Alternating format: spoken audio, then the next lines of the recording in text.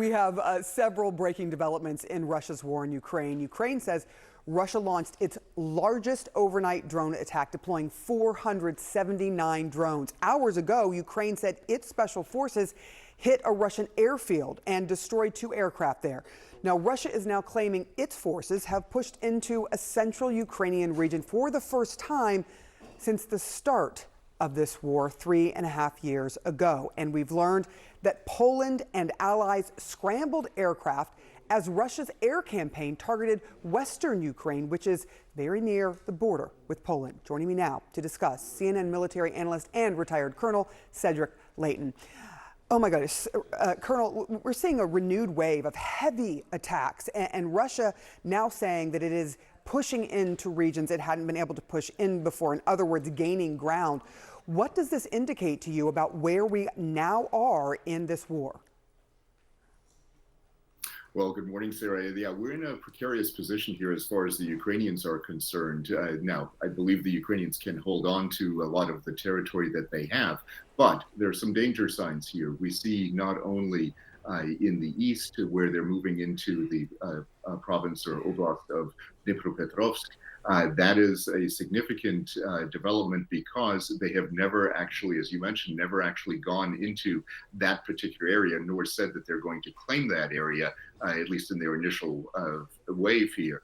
The other area that they're moving forward into is the province of Sumy, and then, of course, the Kharkiv area. So as we see the results of some of their attacks in Kharkiv, you can tell that the Russians are intensifying their artillery barrages, their rocket barrages, and their drone attacks.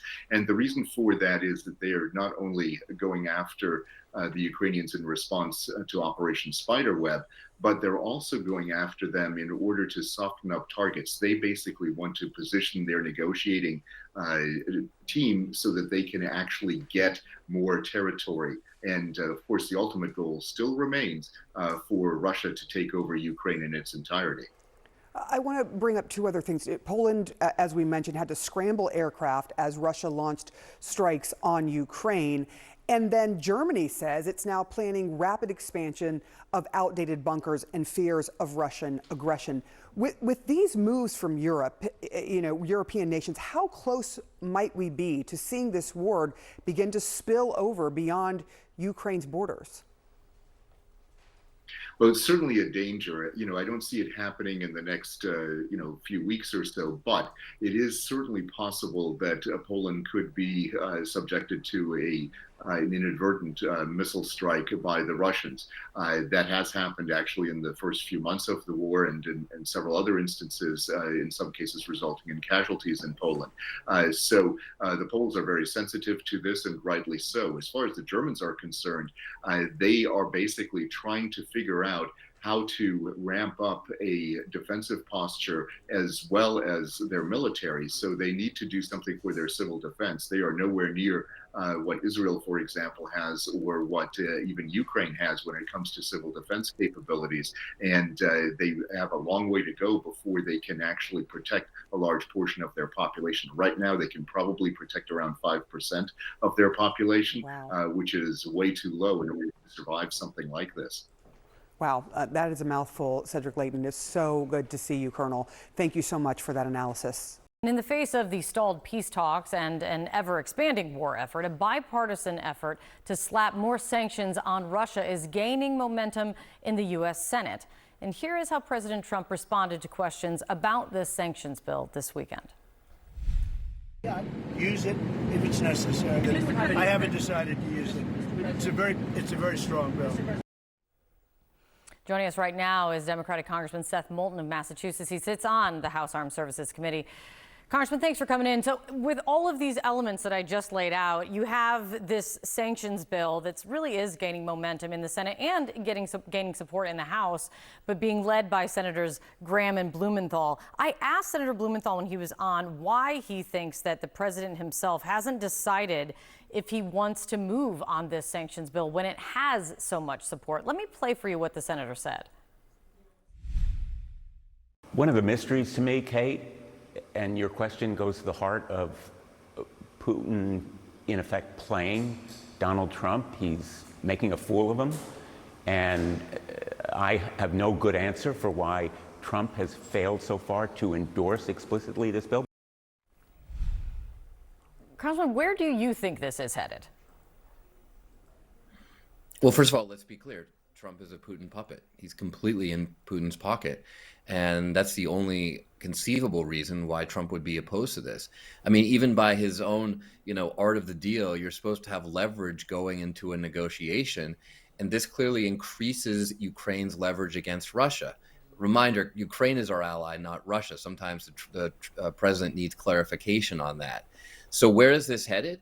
Well, finally, some Republicans are getting the courage to do the right thing. That's encouraging. Of course, this was a bipartisan war effort, a bipartisan support for Ukraine, I should say, for a long time until Trump came back on the scene. So it's good to see Republicans in the Senate and some Republicans in the House as well doing what we've actually been doing all along, which is giving support to Ukraine. That ultimately is what we need to get a reasonable conclusion to this crisis. And on that, this Wednesday, and 2 days from now, marks 2 weeks since President Trump said that he was going to give a 2-week deadline in announcing how he's going to proceed with peace talks. I took note of it because we've heard this 2 weeks deadline from the president before on many topics. He said, "I'll let you know in about 2 weeks," when he was asked in the Oval Office whether Putin wants to end the war. He's offered a deadline like this multiple times, just kind of pushing it out to make a declarative statement about his position on peace talks or what he actually thinks Putin's motivations are here. What do you think the administration, if not the president, but the administration is holding out for here? I mean, Trump is still waking up to the simple idea that Putin's a bad guy who wants to continue this war, something that the entire rest of the world figured out a long time ago. So I don't know why Trump continues to hold out for Putin. I don't know why he continues to do what the Kremlin wants. But that's clearly what's going on here. He's hoping against hope, against reality, against all the facts on the ground that Putin actually wants to make a deal with him. And that's just not the case. What we need to do is increase pressure on Russia. The Ukrainians are doing that. We need to do it as well. And ultimately, that's the kind of leverage we need to bring Russia and Putin to the negotiating table to have an end to this conflict that doesn't just give a gift to Putin. Because if Putin walks out of this war thinking that he can just conquer any country that he wants, he could well go to NATO next, and that means U.S. troops are involved. And perhaps even more risky, it sends a message to Xi Jinping in China that he can do the same thing, that the Western world will let Xi Jinping get away with taking over a country just like they let Putin get away with it. And that could start World War III in the Pacific over Taiwan. So there's a lot riding on bringing this conflict to an end in a way that sends a message to Russia and the rest of the world that you can't do this. You can't be a war criminal. You can't just take over countries because you want to.